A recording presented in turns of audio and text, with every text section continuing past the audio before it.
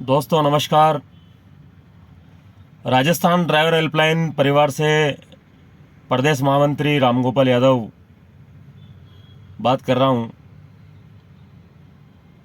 अभी वर्तमान में दिल्ली सरकार के द्वारा जो पॉल्यूशन को लेकर के रोज़ाना नए नए नियम वाहन चालकों पर थोपे जा रहे हैं, उसके बारे में मैं एक जानकारी आप लोगों के साथ में साझा करना चाह रहा हूं कि पहले तो सरकार ये बताए कि आप ये जो नियम लागू कर रहे हैं, क्या पहले आप यूनियनों को पूछ रहे हैं?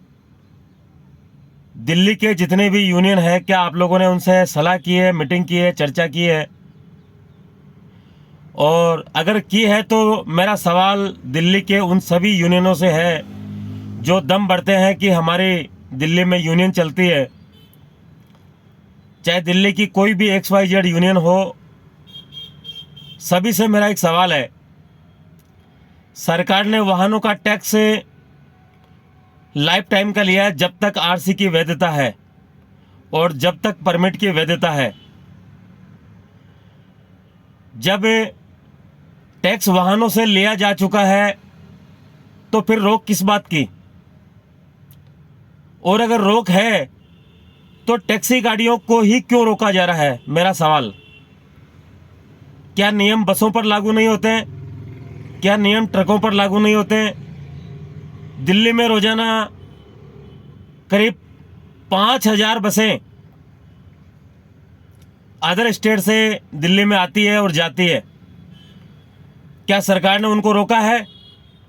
मुझे तो नहीं लगता कि सरकार ने बसों को रोका है, क्योंकि बसें धड़ल्ले से चल रही है। अगर रोका जा रहा है तो टैक्सी गाड़ियों को, चाहे पंजाब से आ रही है, हरियाणा से आ रही है, राजस्थान से आ रही है, उत्तर प्रदेश से आ रही है, या देश के अन्य राज्यों से आने वाली टैक्सी गाड़ियों को ही रोका जा रहा है।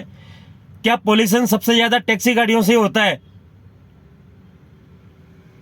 मैं सरकार के उन सभी अधिकारियों से पूछना चाहता हूं, टैक्सी गाड़ी में कितना बड़ा इंजन होता है?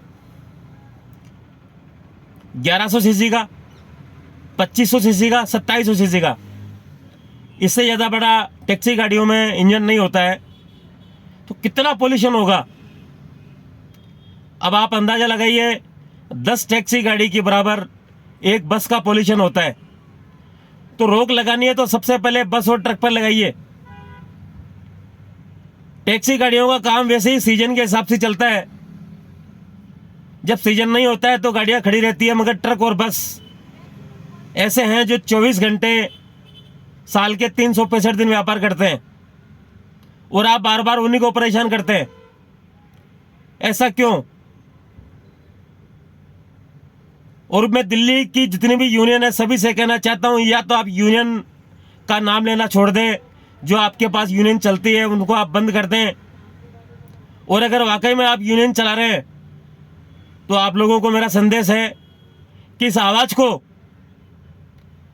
आप मजबूती के साथ में उठाएं, सरकार के अधिकारियों से वार्ता करें। अगर आप बार बार टैक्सी गाड़ियों पर रोक लगा रहे हैं तो पहले तो टैक्सी गाड़ियों का जो आपने टैक्स लिया उसको रिफंड करें।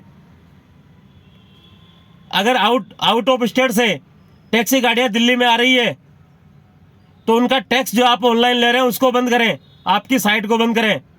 अगर टैक्स ही नहीं कटेगा तो गाड़ियां दिल्ली में नहीं आएगी, और अगर आप टैक्स काट रहे हो तो फिर आप गाड़ियों को नहीं रोक सकते। आपकी दोनों तरफ की मनमानी नहीं चलेगी। और दिल्ली के मेरे जितने भी यूनियन चलाने वाले मेरे साथी हैं, सभी से मेरा निवेदन है, आप जो यूनियन चलाने का दम बढ़ते हैं तो दम जो परेशानी आती है उनका भी भरा करो। क्या किसी भी यूनियन ने आज तक सरकार जो नए नियम लेकर के आती है उनका विरोध किया? सरकार नियम लेकर के आ जाती है, उसके बाद लोगों को पता पड़ता है कि नियम आ गए, तो क्या सरकार की और यूनियनों की जिम्मेदारी नहीं बनती है कि पहले जनता से पूछा जाए कि हम ऐसा करने जा रहे हैं, क्या ऐसा होना चाहिए या नहीं होना चाहिए? बड़े दुख का विषय है, जहां देखो मनमर्जी। कितना कमा लेती है टैक्सी गाड़ियां एक साल में?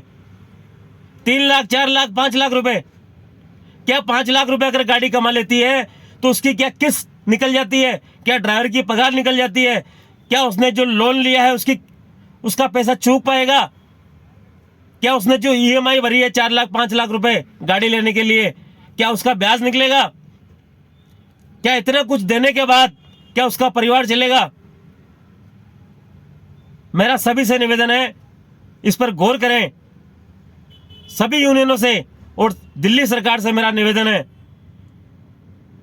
इस पर विचार करें, टैक्सी गाड़ियों को नहीं रोकें।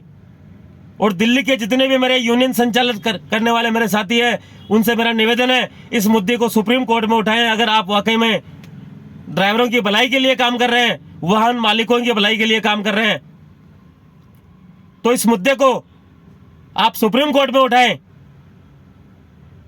चंदे का धंधा खूब हो गया, ड्राइवरों को और गाड़ी मालिकों को आप सबने दिखाते हैं, हम ये करेंगे, हम वो करेंगे, हम वो करेंगे। क्या किया आप लोगों ने? सच्चाई क्या है? सच्चाई से लोगों को अवगत कराएं। राजस्थान में अगर किसी प्रकार की दिक्कत परेशानी आती है तो आप हमें बताएं, इसके लिए हम सरकार से वार्ता करने के लिए 24 घंटे तैयार हैं। धन्यवाद।